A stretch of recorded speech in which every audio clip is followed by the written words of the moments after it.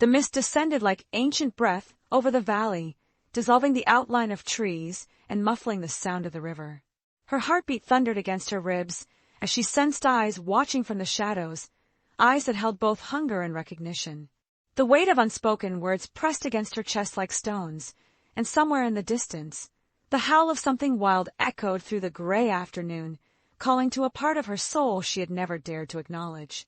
Before we dive into the story, leave your comment with a rating from 1 to 10 and tell us which city you're joining us from.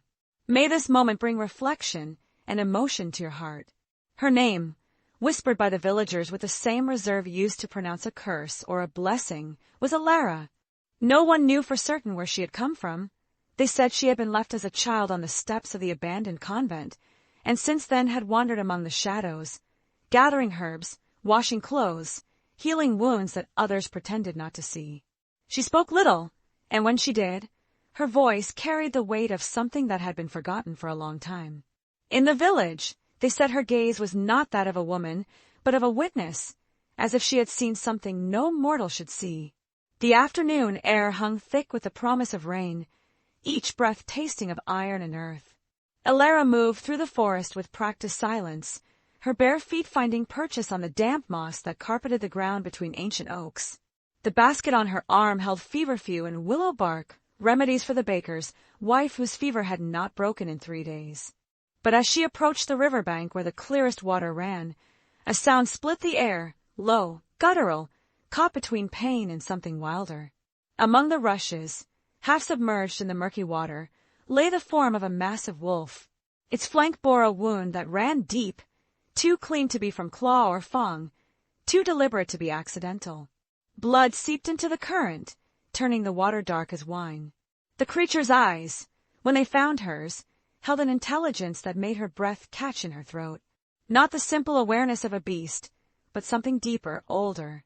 Her hands moved before her mind could protest. The water was shockingly cold as she waded in, her woolen skirt growing heavy and dark. The wolf should have snapped at her approach, should have bared its teeth in warning. Instead, it watched her with those strange, pale eyes as she worked her arms beneath its massive frame. The weight of it nearly sent her tumbling backward into the deeper water, but she managed to drag it to the muddy shore. In the fading light, she could see the wound more clearly. It was wrong somehow, too precise, too purposeful. As if someone had known exactly where to strike, to cause the most damage without killing immediately. The thought sent ice through her veins. Who would torture a wolf? And why? Her cottage stood at the edge of the village, close enough to civilization to avoid suspicion, far enough to conduct her healing work without interference. She had treated men before, broken bones, infected cuts, the occasional fever that would not break. But never anything like this. Never something that watched her with such intensity, such naked understanding. She laid the wolf before her hearth, where the fire cast dancing shadows on the stone walls. Its breathing was labored, each exhale releasing small clouds of steam in the cool air. The wound needed cleaning, stitching, herbs to prevent the rot that so often claimed the hurt. But as she reached for her supplies, the wolf's eyes tracked her movement, and she felt the strangest sensation, as if she were the one being examined, evaluated, weighed. The work took hours. Her fingers grew stiff from the cold, and twice she had to rebuild the fire when it threatened to die. The wolf never made a sound, even as she cleaned the wound with water hot enough to make her own skin sting. Its eyes remained fixed on her face, unblinking, unnaturally aware. When she finally pressed the last bandage into place, exhaustion hit her like a physical blow. She must have dozed in her chair, because when she woke, the fire had burned low and the cottage was filled with shadows. The wolf lay exactly where she had left it, but something had changed. The air itself felt different, charged, expectant. And those pale eyes were no longer watching her. They were closed, the great chest rising and falling in the rhythm of deep sleep. For 3 days, she tended to her patient. She brought water in a shallow bowl, spooned thin broth between its lips when it would accept it. The wound healed with a speed that should have been impossible, the edges knitting together as if guided by some force beyond nature. But it was not the healing that unsettled her, it was the way the wolf looked at her when it thought she was not watching. As if it knew something she did not. On the 4th morning, she woke to silence. The familiar sound of labored breathing that had filled her cottage was gone, replaced by something else, the soft whisper of fabric against skin. She opened her eyes to find her hearth empty, the bandages lying discarded on the stone floor. In their place, sprawled before the dying embers, was a man. He lay on his side, one arm pillowed beneath his head, dark hair falling across features that seemed carved from marble. His skin was pale as winter moonlight, unmarked by any wound. But it was not his nudity that made her breath catch. It was the recognition that hit her like lightning. She had seen this face before, in dreams that came to her in the deep hours of night, in shadows that moved at the corner of her vision. His eyes opened slowly, and they were the same pale gray as the wolf's had been. When his gaze found hers, the air between them seemed to shimmer with heat despite the cool morning. He did not move, did not speak, only watched her with an intensity that made her skin flush and her heart hammer against her ribs. "You should not have touched me," he said finally, his voice low and rough, as if he had not spoken in years. But beneath the warning, she heard something else, gratitude perhaps, or wonder. She found her voice, though it came out barely above a whisper. "You were dying." A smile ghosted across his lips, there and gone so quickly she might have imagined it. "Yes," he said. "I was." He rose then, unashamed of his nakedness, moving with a fluid grace that reminded her unervingly of the wolf. "I am called Kale," he said, and the name seemed to carry weight, as if it held power beyond its simple syllables. "And you, little healer, have done something that cannot be undone." The words sent a chill through her that had nothing to do with the cold air seeping through the gaps in her cottage walls. "What do you mean?" But he was already moving toward the door, pausing only to wrap her wool cloak around his shoulders. It hung on his tall frame like a child's garment, but he wore it with a dignity that made it seem regal. "The debt is mine now," he said without turning back. "And debts, in my world, are not easily forgotten." He left her standing in the dying firelight, her heart racing and her mind spinning with questions she dared not voice. Through her small window, she watched him disappear into the forest, moving with the sure steps of one who knew exactly where he was going. Only when he was gone did she realize she was trembling. In the village, whispers began to spread like smoke. The baker's wife swore she had seen a wolf walking on its hind legs through the market square. The blacksmith's son claimed to have glimpsed a naked man running through the forest at dawn, moving faster than any mortal should. The priest spoke of omens and dark magic, his voice tight with barely concealed fear. But it was the arrival of the black carriage that truly set tongues wagging. It appeared on the third day after Kale's departure, drawn by horses that seemed too large, too dark, their eyes reflecting light like mirrors. The coachman wore a livery of deep blue trimmed with silver, and he carried a sealed letter bearing a crest none of the villagers recognized, a wolf's head surrounded by thorns. Ilara was gathering herbs in her small garden when the carriage stopped before her cottage. The coachman climbed down with careful precision, his movements almost ceremonial in their formality. "Miss Ilara," he said, his voice cultured and cold, "his lordship requests your presence." She did not need to ask which lordship he meant. Her hands, still clutching a bundle of sage, began to shake. "I have done nothing wrong," she said, though the words felt weak even to her own ears. "No," the coachman agreed. "You have done something far more dangerous. You have done something right." The carriage interior was lined with midnight blue velvet, soft as sin and twice as dark. As they traveled deeper into the forest, away from the village and everything familiar, Ilara pressed her hands against the cushioned seat and tried to steady her breathing. The trees outside the window grew larger, older, their branches forming a canopy so thick that daylight struggled to penetrate. When the carriage finally stopped, she found herself before a manor that seemed to have been carved from the forest itself. Its walls were dark stone veined with silver, and windows that reflected not the sky but something deeper, wilder. The very air around the building hummed with energy that made her skin prickle. Kale waited for her on the steps, no longer wearing her cloak, but dressed in clothes that fit his frame perfectly, dark wool, and leather that seemed to absorb light rather than reflect it.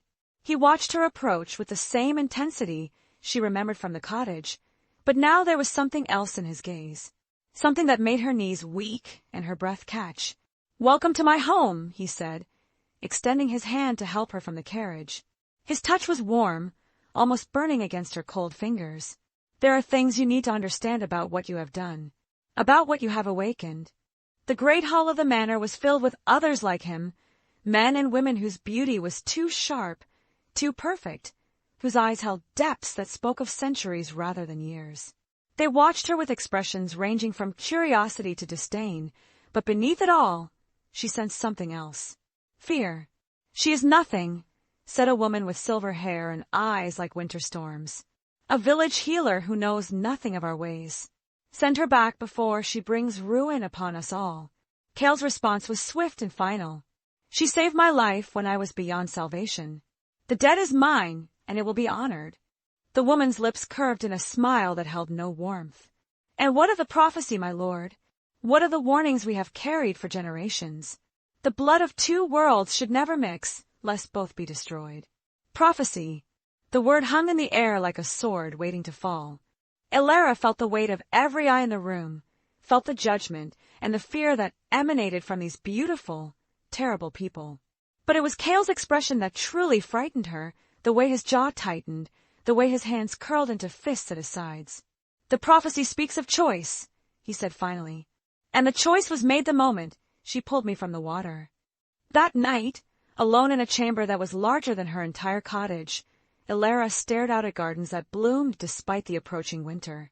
The moon hung full and bright above the trees, casting everything in silver light. She could hear them moving below, footsteps that were too light, voices that carried further than they should. This was not a house of mortals. A soft knock interrupted her thoughts. Cale entered without waiting for permission, carrying a tray of food she had not requested. He set it on the small table by the window and turned to face her, his expression unreadable. "You are afraid," he observed. "Should I not be?" He considered this, head tilted slightly to one side. Perhaps. Fear can be wisdom, in the right circumstances. "What are you?" The question escaped before she could stop it, but she found she did not regret its asking. "Something that should not exist," he said simply. "Something caught between two worlds, belonging fully to neither." He moved to the window, standing close enough that she could feel the heat radiating from his body. "And you, little healer, have bound yourself to me whether you meant to or not. I don't understand. When you saved my life, you did more than heal a wound. You created a connection that cannot be severed." His voice dropped to barely above a whisper. "In my world, such bonds are sacred and dangerous." She thought of the silver-haired woman's words, of prophecies and warnings. What does it mean? But he was already moving away, his expression closing off like a door slamming shut. "It means your life is no longer entirely your own," he said. "And neither is mine." The days that followed blurred together in a haze of luxury and unease. She was given beautiful clothes, rich food, servants who attended to her every need. But she was also watched, constantly, by eyes that missed nothing. The other residents of the manor, for she had learned they were not truly guests, treated her with a mixture of courtesy and suspicion that never quite faded. It was the woman with silver hair, whose name was Lyralii, who finally explained the truth. They were others, beings who had once been human but had been changed by forces older than memory. Some called them werewolves, though the reality was far more complex. They lived by rules that mortals could not understand, bound by oaths and debts that stretched back centuries. "And now you are bound to our lord," Lyralii said as they walked through the moonlit gardens. "Whether by fate or folly, I cannot say." "I only wanted to help," Elara whispered. "Help?" Lyralii's laugh was like breaking glass. "Do you know what help has cost us? Your lord was exiled for breaking our most sacred law. He fell in love with a mortal woman. She died, as mortals do, and in his grief he nearly destroyed everything we had built." Her silver eyes fixed on Elara with laser intensity. "And now he has found another mortal to obsess over. Do you see the pattern, little healer?" The words hit like physical blows. Elara stopped walking, her breath coming in short, sharp gasps. "I never asked for this." "No," Lyralii agreed, "but you have it nonetheless. The question now is what you will do with it." That night, Elara made her decision. She waited until the manor fell silent, then slipped from her chamber and made her way, through corridors, lit by moonlight and shadow. She would leave, return to her cottage and her simple life. Let Cale find someone else to bind himself to, someone who belonged in his strange, beautiful, terrible world. She was almost to the main door when she heard her name spoken softly behind her. She turned to find him watching her from the shadows, his expression unreadable. "Leaving?" he asked. "I don't belong here." "No," he agreed. "You don't." He stepped into the moonlight, and she could see the pain in his eyes, carefully hidden but unmistakably there. "But leaving will not break the bond between us. It will only make it harder to bear." "Then what am I supposed to do?" The words came out harsher than she intended, frustration and fear making her voice sharp. He was quiet for a long moment, studying her face as if memorizing it. "I do not know," he said finally. "This is uncharted territory for both of us. Lyralii told me about the woman who died, about why you were exiled." Something flickered across his features, pain, guilt, old grief. "Isabella," he said quietly. "She was everything good in the world, and I destroyed her by loving her." "How?" "By making her choose between her world and mine. By asking her to give up everything she was to be with me." His voice dropped to barely above a whisper. "She tried for my sake, but a mortal soul cannot survive in our world indefinitely. It burns out like a candle flame, bright and brief and gone." The admission hung between them like a confession. Elara felt tears prick at her eyes, though she could not say if they were for him, for the woman who had died, or for herself. "I will not make that mistake again," he said, and she heard the resolution in his voice, hard as iron. "I will not ask you to choose." "Then what?" "I will choose for both of us." He reached into his jacket and withdrew a small vial filled with liquid that seemed to capture moonlight. "This will break the bond. You will be free to return to your life, and I will trouble you no more." She stared at the vial, at the promise of freedom it represented. All she had to do was drink, and she could go back to her cottage, her herbs, her simple existence. She would forget this place, these people, him. The temptation was overwhelming, but as she reached for the vial, her fingers brushed his, and the contact sent electricity racing up her arm. In that moment, she realized something that made her blood turn to ice. She did not want to forget. The thought of returning to her old life, of never seeing him again, felt like a kind of death. "I can't," she whispered, pulling her hand back. His eyes widened slightly, the first truly unguarded expression she had seen from him. "Elara, I can't," she repeated, stronger this time. "Maybe I don't belong in your world, but I don't think I belong in mine anymore either." They stood there in the moonlight, the vial of forgetting between them like a choice unmade. Outside, the wind picked up, carrying the scent of rain and earth and something wilder. Something that spoke of change coming whether they willed it or not.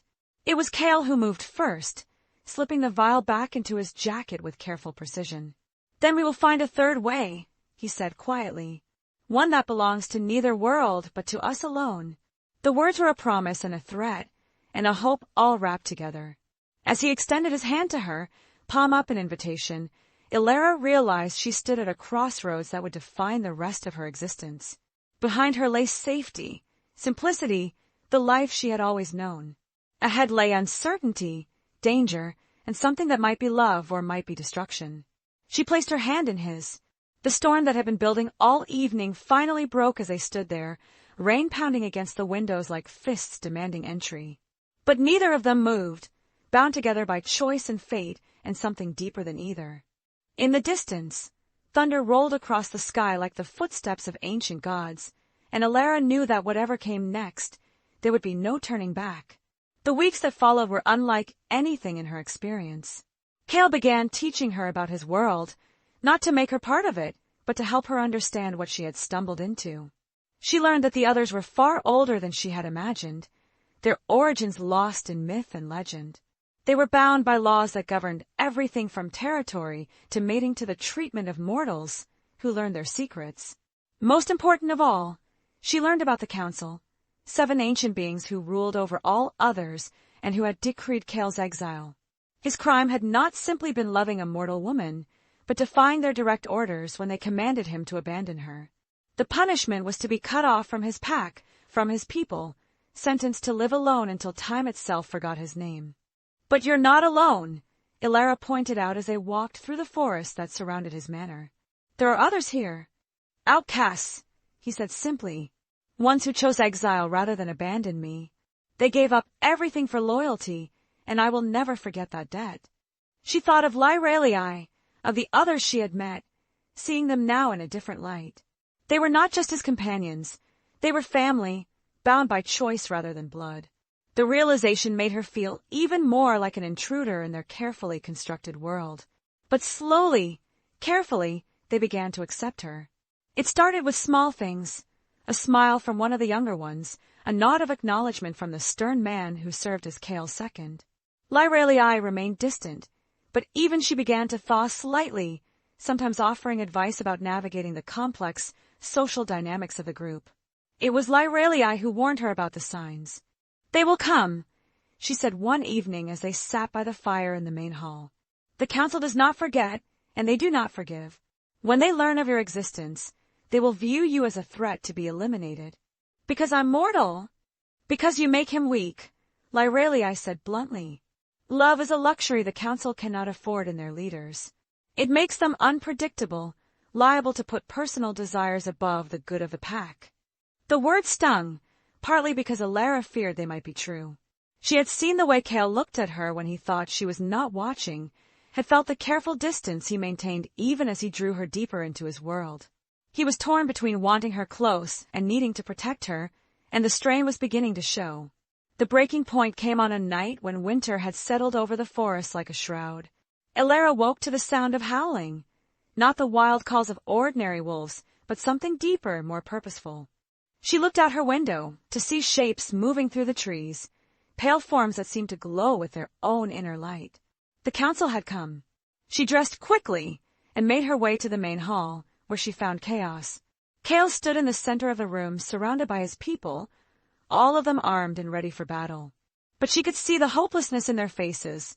They were outnumbered, and they all knew it. Take her and go, Kale was saying to Lyralii, his voice tight with controlled desperation. Use the old paths. Get her somewhere safe. No, the word came out stronger than Ilara had intended, cutting through the tension like a blade. Every eye in the room turned to her, but she kept her gaze fixed on Kale. I won't run.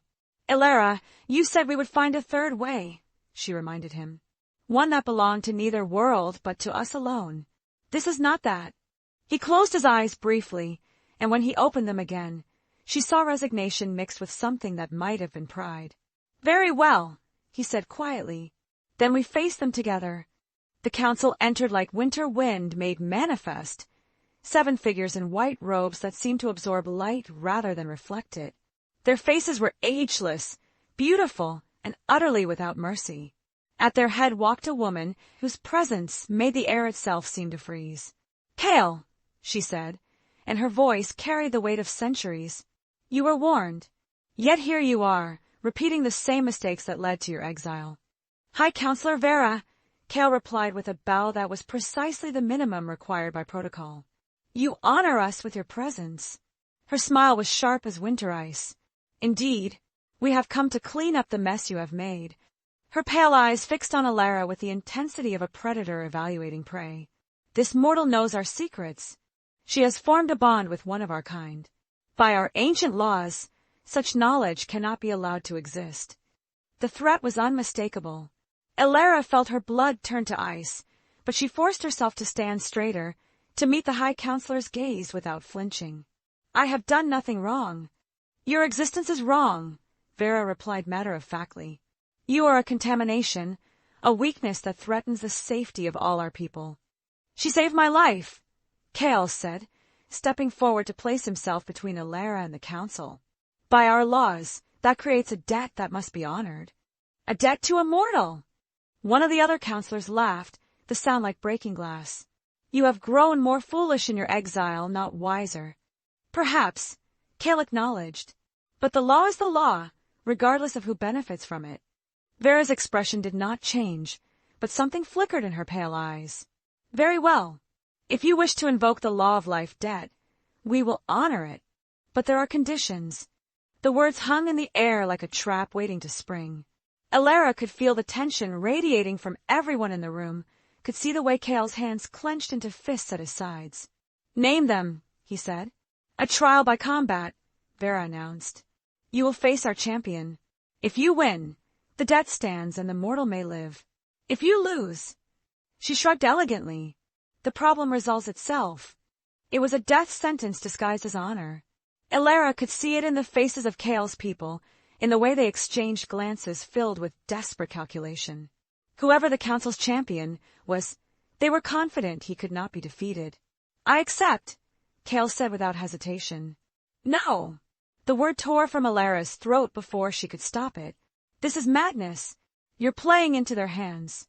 He turned to her then, and she saw something in his eyes that made her breath catch, a serenity she had never seen there before. "Sometimes," he said softly, "the only way to win is to change the rules of the game." Before she could ask what he meant, the air in the hall began to shimmer with heat. Power rolled off the council members in waves, and the space began to expand, walls stretching impossibly far as reality bent to accommodate their will.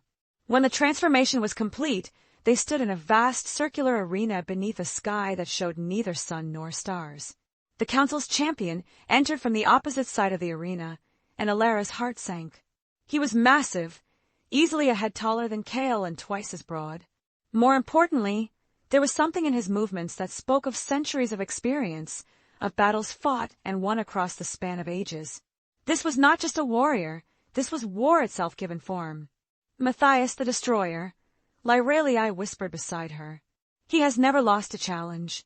But as the two combatants faced each other across the sand, Elara noticed something the others had missed. Kale was not preparing to fight in his human form. Power gathered around him like a visible aura, and she realized with a mixture of awe and terror what he intended to do. The transformation was beautiful and horrifying in equal measure. His form stretched and changed, bones realigning, muscles expanding, until what stood in the arena was no longer a man but a wolf the size of a small horse. His coat was silver black, and his eyes burned with an inner fire that made the air around him shimmer. But it was not just any wolf form he had taken. This was something older, more primal, the shape of the first of his kind, before the bloodlines had thinned and the old powers had faded. This was what he truly was when all pretense was stripped away. The fight that followed was less a battle than a force of nature. The two titans clashed in the center of the arena, and the sound of their collision made the ground shake. Matthias was skilled, experienced, powerful, but Kale fought with the fury of someone who had nothing left to lose. The end came suddenly. One moment they were locked together in a deadly embrace. The next Matthias lay still on the sand, his massive form already beginning to fade back to human shape. Kale stood over him, sides heaving, silver coat stained with blood that might have been his own or his opponent's. The silence that followed was absolute. Even the council seemed stunned by what they had witnessed. High Counselor Vera stared at Kale as if seeing him for the first time, her pale eyes wide with something that might have been fear. "Impossible," one of the other counselors whispered. Matthias was invincible. "No one is invincible," Vera said quietly, and Elara heard the weight of sudden understanding in her voice. "We have been blind. The old bloodlines have not faded, they have been sleeping, waiting for the right catalyst to awaken them." She looked directly at Elara then, and her expression had changed completely. Where before there had been disdain and threat, now there was something approaching reverence. "You," she said wonderingly, "you are not just any mortal. You carry the blood of the first healers, the ones who walked between worlds and bound them together." She turned back to Kale, who had resumed his human form and stood swaying with exhaustion. "And you are not the exile we thought, but something far more dangerous. The blood of the first wolves runs in your veins, awakened by contact with its opposite." The arena began to dissolve around them, reality reasserting itself until they once again stood in the great hall of Kale's manor. But everything had changed.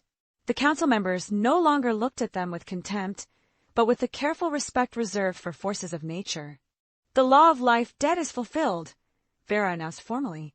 "But more than that, we recognize a new truth. The prophecy spoke not of destruction when two worlds mixed, but of renewal, of awakening." She inclined her head slightly, the first genuine gesture of respect Elara had seen from her. "You are welcome among us, healer. Your place is no longer in question." As the council departed, Dissolving into mist and moonlight, Ilara found herself alone with Kale in the sudden quiet of the hall. He slumped against the wall, the toll of his transformation finally showing, and she rushed to his side. "You knew," she said as she helped support his weight. "You knew what would happen." "I hoped," he corrected weakly. "The old story spoke of healers who could awaken dormant bloodlines, but I was never certain." He managed a smile that was equal parts exhaustion and wonder. "You do not merely heal wounds, Ilara. You heal the broken connections between what was and what could be." In the months that followed, their world expanded in ways neither had imagined possible. The Council's recognition meant that others began to seek them out. Not just others, but mortals with gifts they had hidden, beings caught between worlds who had never found a place to belong. Kale's Manor became a haven for the lost and the searching, a place where the old boundaries no longer applied. Ilara found herself at the center of it all, her healing gifts growing stronger with each passing day. But more than that, she discovered she could see the connections between things, the threads that bound all living creatures together, the patterns that shaped reality itself. It was a responsibility that should have terrified her, but instead it felt like coming home. And through it all, Kale remained at her side, not as her protector or her superior, but as her equal and partner. The bond between them had evolved beyond mere attraction, or even love into something deeper, more fundamental. They were two halves of a whole that had been split apart long ago and was finally healing. The night she realized she was with child, Ilara stood at the window of their shared chambers and watched the moon rise over the forest. The child would be something new, neither fully mortal nor fully other, but a bridge between worlds that had been kept apart for too long.